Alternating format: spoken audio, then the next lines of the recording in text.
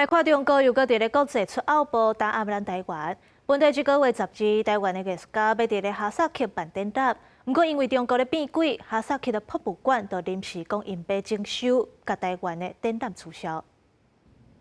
用3种式区分哈萨克文、英文、拉丁文3种语言做主视角，这是8位台湾艺术家甲7点前，原本12日要伫哈萨克中央国家博物馆办的艺术展，标注台湾当地艺术展，佮得到当地媒体报道，暗过开展进前，官方选用要进行1个月状况做理由，临时取消。咱外交部讲，其实是受中国压力。艺术文化交流本就无涉政治，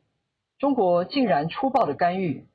阻碍民间的艺文活动，外交部予以强烈的谴责。因为中国大使馆，他们也获得这个担心台湾因为这次的曝光而造成更多人认识台湾，我们是给了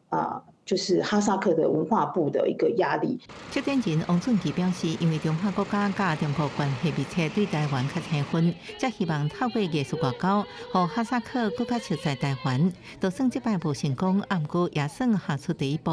最近外交部长林佳龙推动2025欧洲文化年，继续访问非友邦的捷克、意大利、奥地利，被看作是一大突破。Let tonight's music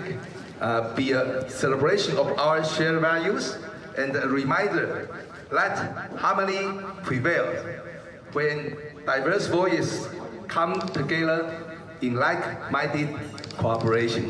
多中国外长王毅离开奥地利不到1礼拜，林佳龙就来访问，即路邀请政治国会大楼参观，各甲真济国会议员见面，强调希望台俄应伫各领域深化合作。当时荷兰众议院18用147比赛压倒性票数通过，伫联合国支持台湾有积极参与国际组织动议案，展现强烈挺台立场。记者综合报道。